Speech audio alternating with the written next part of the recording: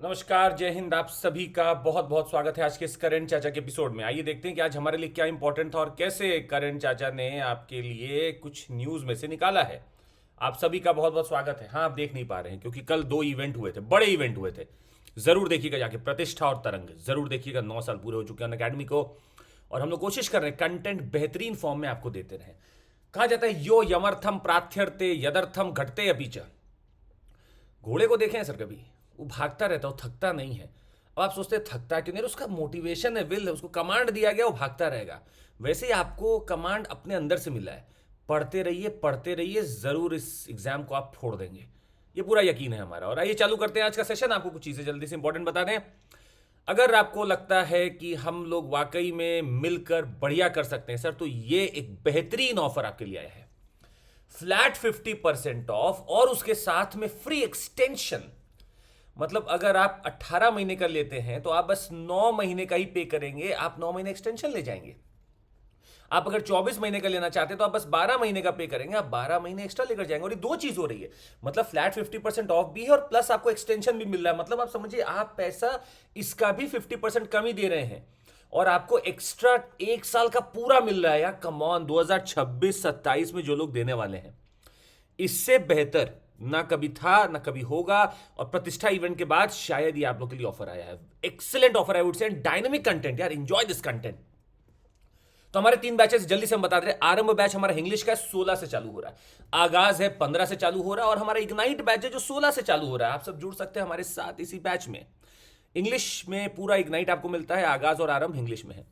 और आपको हमने बहुत समय से बता रखा था कि हमारा ऑप्शनल बैचेस भी चालू होने वाले हैं। तो जिन लोगों को लगता है कि मुझे ऑप्शनल अभी लेना है, आपके पास 2026-27 का समय है, अरे this is the time, you can take it.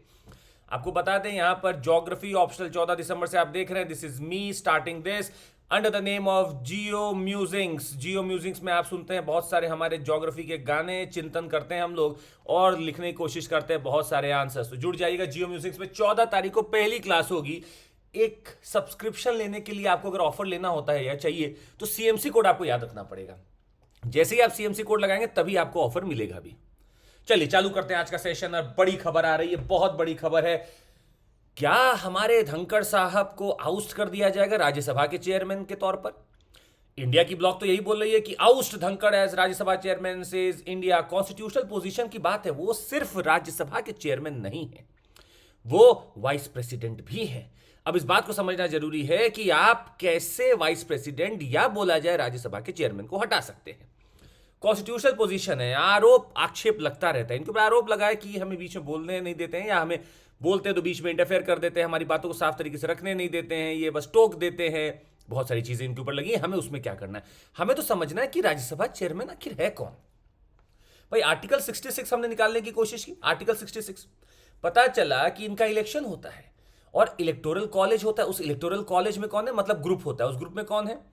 Both houses of parliament through a system of proportional representation by means of single transferable vote. मतलब आपके बोथ हाउसेज ऑफ पार्लियामेंट के लोग इसमें शामिल होते हैं। ये प्रेसिडेंट के इलेक्टोरल कॉलेज से अलग होता है। क्यों अलग होता है? यहां पर इलेक्टेड और नॉमिनेटेड मेंबर्स दोनों होते हैं। प्रेसिडेंट में महज बस इलेक्टेड मेंबर्स होते हैं। याद रखिएगा, nominated members of the parliament, they are not there in the electoral college of the president. पर वाइस प्रेसिडेंट में आपको सारे मिलते हैं, मतलब एनपी, मतलब आपके नॉमिनेटेड भी और इलेक्टेड भी। आपको बताते इसमें स्टेट लेजिस्लेटिव असेंबली का मतलब ही नहीं है।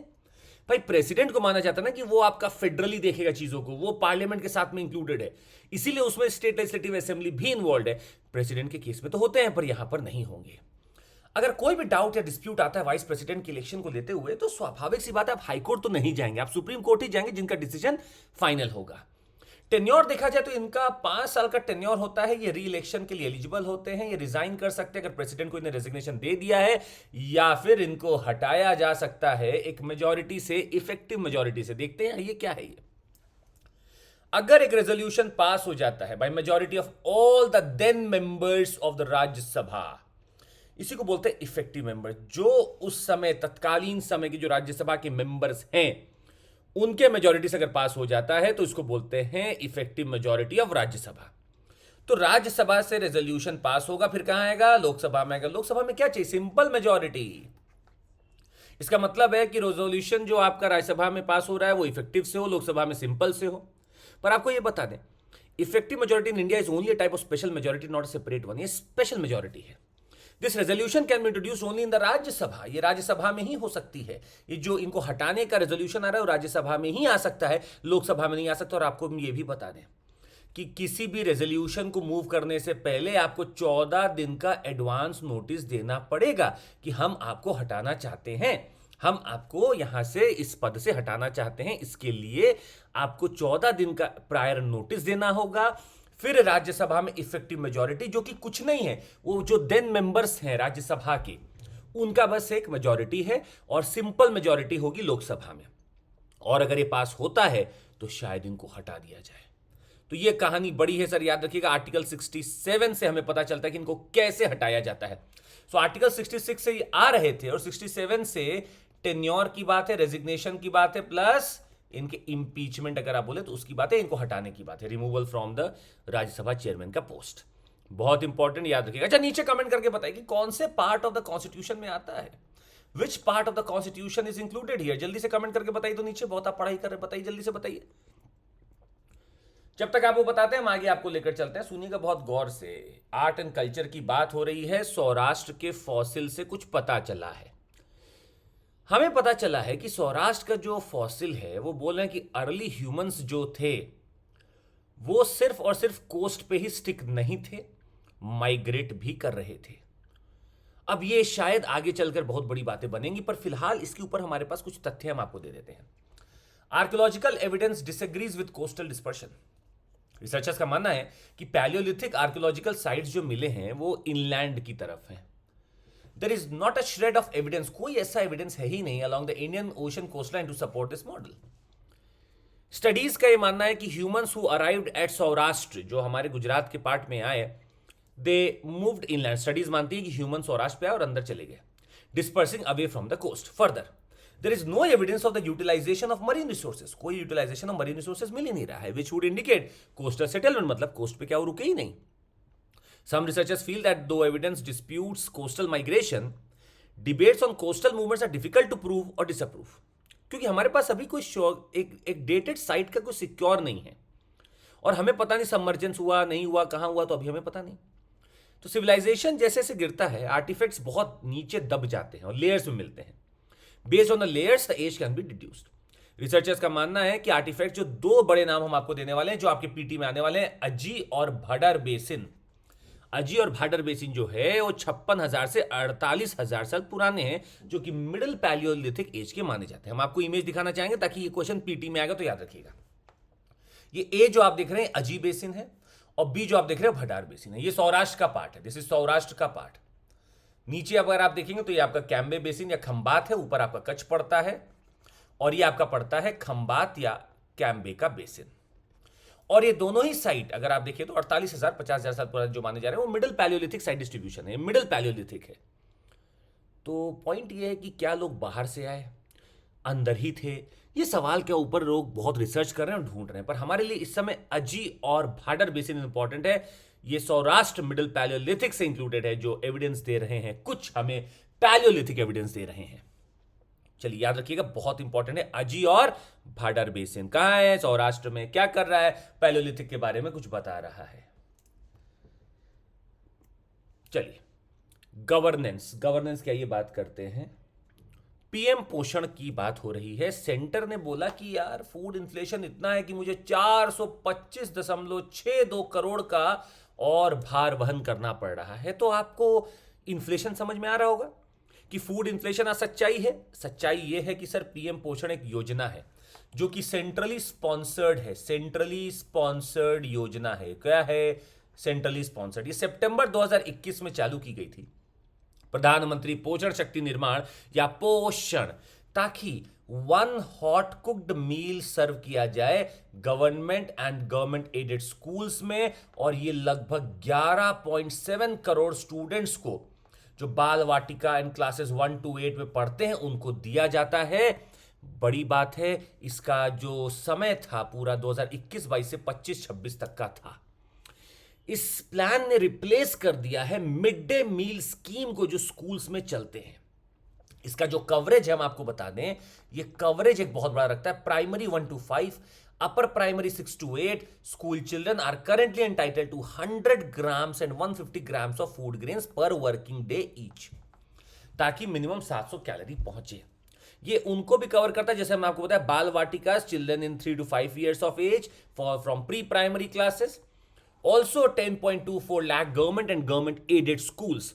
तो बाल वाटिका हो, 10.24 लाख गवर्नमेंट एडेड स्कूल्स हो, इन सब जगहों पे मिड डे मील जो दिया जाता था उसको रिप्लेस कर दिया गया था 2021-22 में पोषण स्कीम के द्वारा।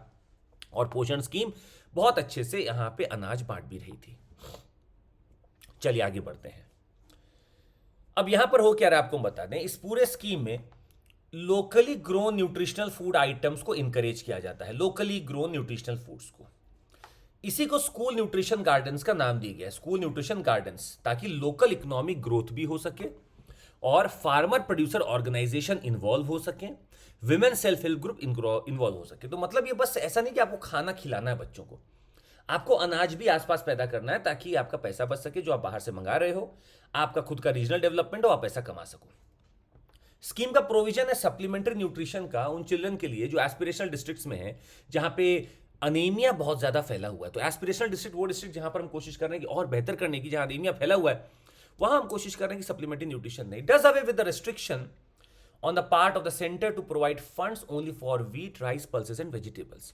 तो ये रेस्ट्रिक्शन हटाने की बात है। Currently if a state decides to add any component like milk और eggs to the menu, the centre does not bear the additional cost. अगर स्टेट डिसाइड करता है to add any component like milk और eggs to the menu, the centre does not bear the additional cost.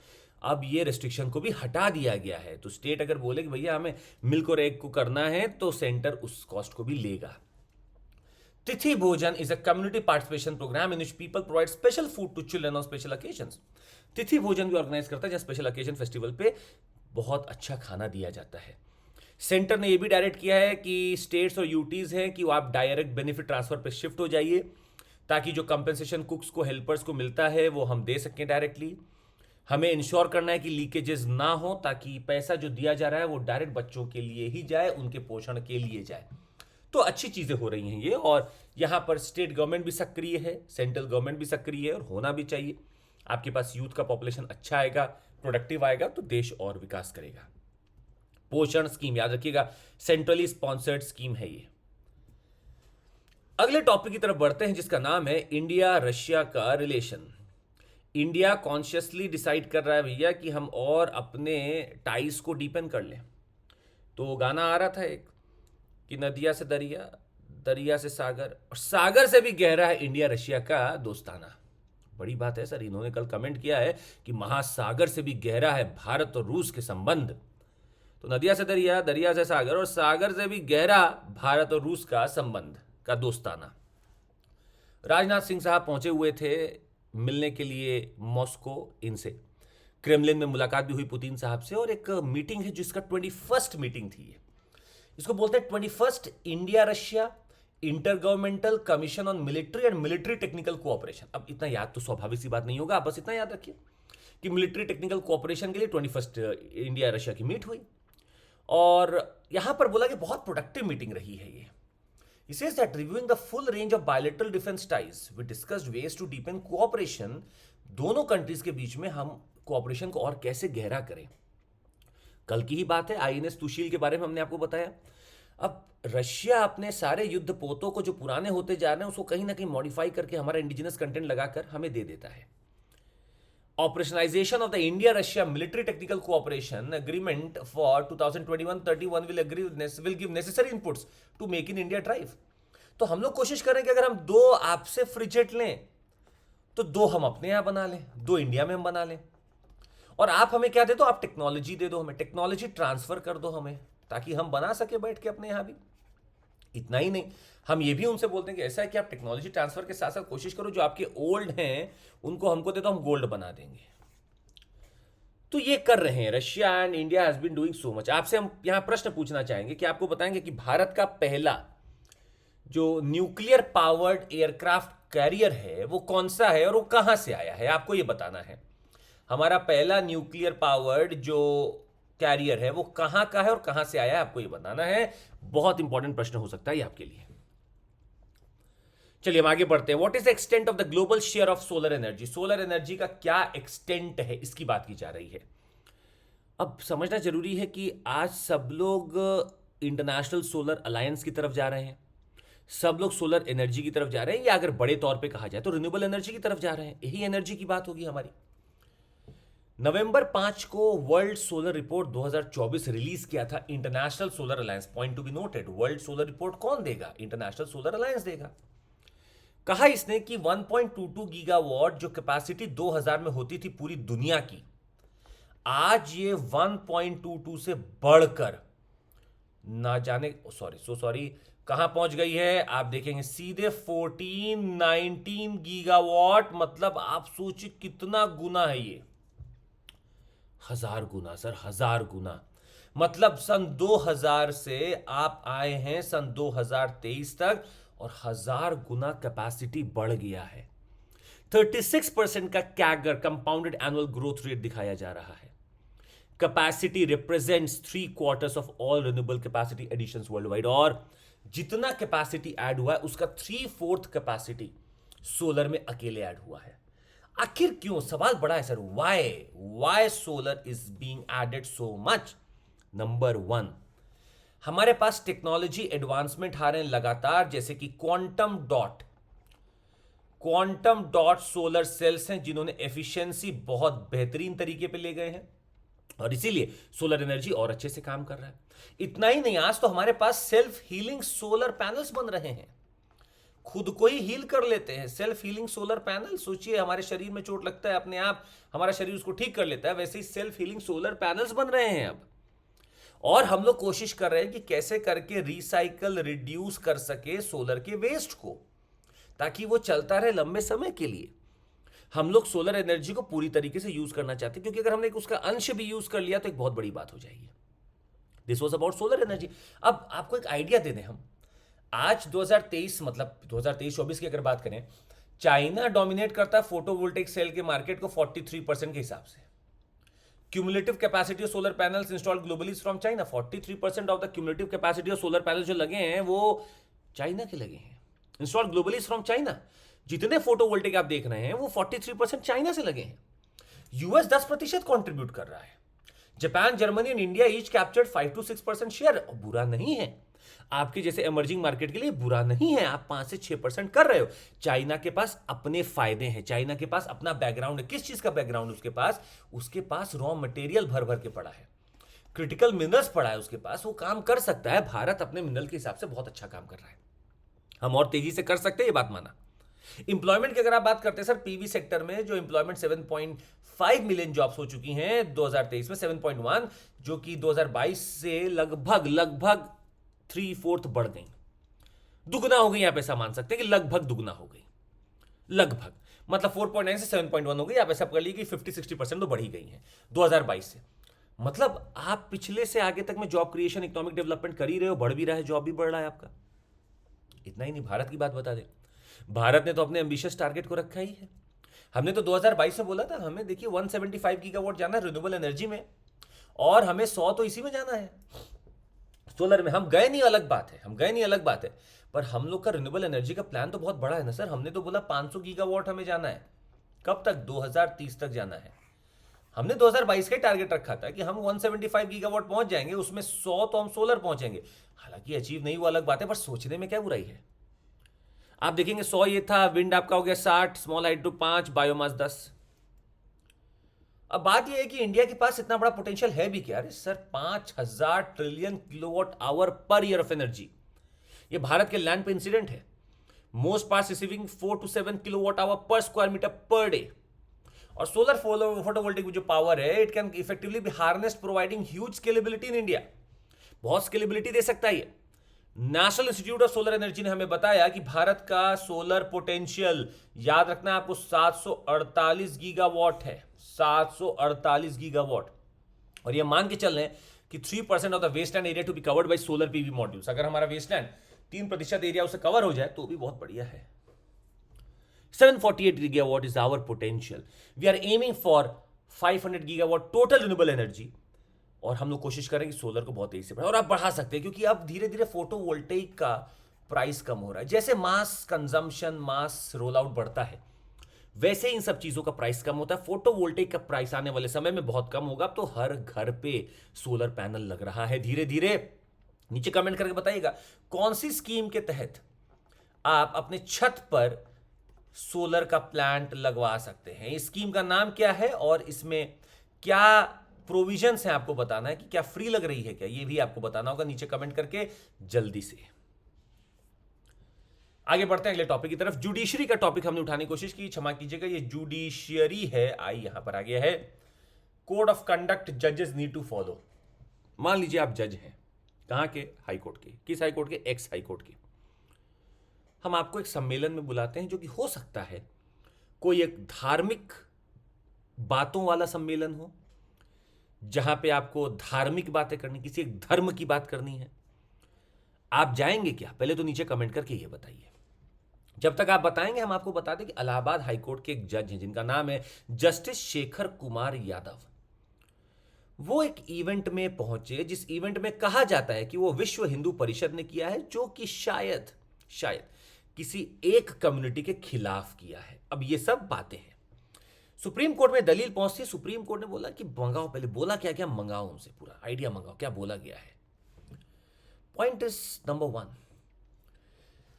Restatement of values of judicial life. आप sir judicial life में है, आपका कुछ तो कर्टेल करना होगा, आपको अपना वैल्यूज को बढ़ाना पड़ेगा और अपनी फ्रीडम को कर्टेल करना पड़ेगा। प्राइमरी कोड ऑफ एथिकल जो जुडिशरी को गवर्न कर सकती है, जो कि सुप्रीम कोर्ट ने अडॉप्ट किया 1997 में, इसके ऊपर पहले भी चर्चा हुई है।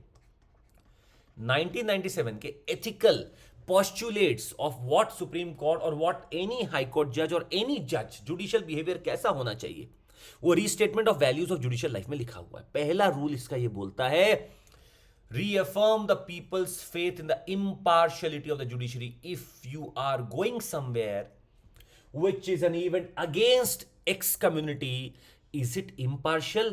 I leave to your wise judgment. आप सोचकर बताइएगा।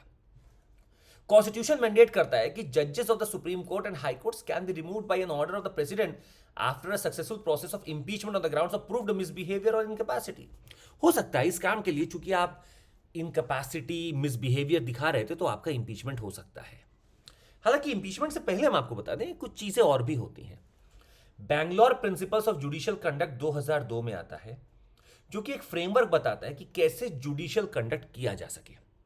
ये रिक्वायर करता है कि जज को अपने कंडक्ट को पूरी तरीके से ध्यान में रखते हुए, भले वो कोर्ट के अंदर है या बाहर है, उसको लोगों का विश्वास जीतना है, कॉन्फिडेंस जीतना है। The legal profession and litigants in the impartiality of the जज एंड ऑफ द जुडिशरी। आपको बिल्कुल इम्पार्शियल रहना है, आपको किसी से इधर उधर बातें नहीं करनी है, भले आप इन कोर्ट हो, आउट कोर्ट हो। तो Bangalore principles of judicial conduct भी हमें यही बोलता है। अब अगर आप ये सब चीजों से वाकिफ नहीं होते, आप नहीं इससे इत्तेफाक रखते हैं, आप इसको फॉलो नहीं करते हैं, तो हमारे पास एक ऑप्शन बनता है और वो है इंपीचमेंट का। हालांकि उसके पहले भी सुप्रीम कोर्ट आपको मौका देगा कि आप एक रिटायरमेंट अपने से ले लो। अगर आप रिटायरमेंट नहीं लेते हो तो सुप्रीम कोर्ट के सीजेआई साहब बोलेंगे कि देखिए प्रेसिडेंट साहब, साहिबा, अब आप इनको हटा सकते हैं। तो अब थोड़ा सा मॉडिफाई कर दिया गया है। अब सुप्रीम कोर्ट पहले इंक्वायरी करता है, इंक्वायरी में अगर लगता है कि कुछ गलत कर रहा है जज, तो वो ये प्रेसिडेंट साहिबा बोलता है कि आप इंपीचमेंट का प्रोसेस चालू करें। फिर आपका पार्लियामेंट चालू करता है इंपीचमेंट का प्रोसेस। पर उसके पहले मौका दिया जाता है कि तुम अगर रिटायरमेंट करना है तो तुम रिटायरमेंट ले लो। और बहुत लोगों ने रिटायरमेंट ले भी लिया है। आपको बताते हैं आज भी कोई भी जज हमारे यहाँ इंपीच नहीं हुआ है हायर कोर्ट का।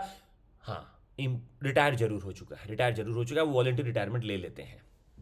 तो Bangalore principles of judicial conduct 2002 and the restatement of values of judicial life 1997. This is what you have to remember. I'm moving forward to the new theme, science and technology की theme है। बहुत छोटी theme है, बड़े विस्तार से समझ लीजिए इसको। एक्चुअली इस आर्टिकल में हमारे रिसर्च एनालिस्ट हैं तक्षशिला इंस्टीट्यूशन के, ये बोलना चाहते हैं कि भारत को डीपन करना पड़ेगा अपना स्पेस फेयरिंग नेशन बनने का सपना। जब आप स्पेस फेयरिंग नेशन बनते हैं तो आपको स्पेस में जाना पड़ता है। स्पेस में जाना होता है तो लॉन्च व्हीकल्स की जरूरत होती है। आपके पास आज ले दे के PSLV, GSLV और इसी के वर्जन से अलग अलग। भारत बात कर रहा है नेक्स्ट जनरेशन लॉन्च व्हीकल की, तो PG और अब होगा नेक्स्ट जनरेशन लॉन्च व्हीकल। बात यह है सर कि भारत का नेक्स्ट जनरेशन लॉन्च व्हीकल आखिर बनेगा कैसे। अगर सिर्फ इसरो चाहे तो मुश्किल हो सकता है, अगर आप प्राइवेट सेक्टर को साथ ले लें तो हो सकता है आप बहुत तेजी से नेक्स्ट जनरेशन लॉन्च व्हीकल बना लें। हमें जरूरत क्यों पड़ी सर, हमारे आजकल प्रोग्राम्स ऐसे हैं। आप गगनयान की बात करते हैं कि जो हमारा human space flight capability check करेगा, हम लिफ्ट कर सके भारी चीजों को, हम इतनी भारी चीजों को, जैसे कि आपको हम बता दें जीसैट N2 है, ये कम्युनिकेशन था, इसको हमने कम्युनिकेशन सैटेलाइट था, इसको हमने स्पेस एक्स के फैल्कन 9 से भेजा है। 4700 केजी का था ये। मैक्सिमम वेट जो हमारा LVM-3 जो लॉन्च व्हीकल मार्क 3 है वो महज 4000 केजी तक ले जा सकता है। हम स्पेस एक्स का इस्तेमाल कर रहे हैं, भैया ये ले जाओ हमें। अब आप सोचिए फैल्कन 9 तो अभी 8300 केजी तक ले जाएगा, आप 4000 अभी ले जाने की बात कर रहे हो। इसका मतलब है कि हमें अपने स्पेस फेरिंग नेशन के अगर तबके को बढ़ाना है, हमें अगर उस टैग को बढ़ाना है, तो हमें confirm next generation launch vehicle चाहिए और उसको हमें तेजी से बढ़ाना पड़ेगा। तो नेक्स्ट जनरेशन लॉन्च व्हीकल की बात थी sir, it will have 3 times the present payload capacity with 1.5 times the cost compare to LVM-3। Cost कम ही रखना है, 3 times आपको पेलोड कैपेसिटी बढ़ा देना है। रीयूजेबिलिटी आपको बढ़ानी पड़ेगी उसकी। It is taken up which is designed to have maximum payload capability of 30 tons to low Earth orbit, which also has a reusable first stage.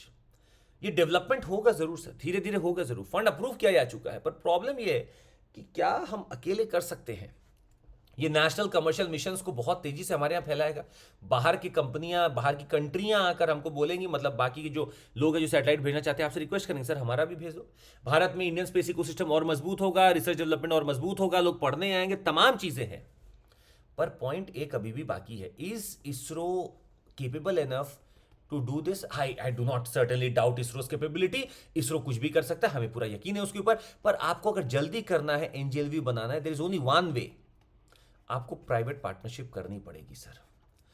आपको इनसे रॉकेट्स की बात करनी पड़ेगी, रॉकेट्स इनसे बनवाने पड़ेंगे। आप एक अग्रीमेंट साइन कर लो, आप इनको थोड़ा लिबर्टी दे दो आप इनको, ताकि वो भी सेक्टर में अच्छा कर सके। भाई फैल्कन 9 अगर आप देख रहे हैं तो स्पेस एक्स एक प्राइवेट ही तो है। जब प्राइवेट वहां पे इतना अच्छा कर सकता है तो आपके यहाँ क्यों नहीं कर सकता? आपके यहाँ तो प्राइवेट ने बहुत कुछ किया है। तो जो गवर्नमेंट के रेस्ट्रिक्शंस रख जाते हैं आप उसको हटाओ, let the private players come.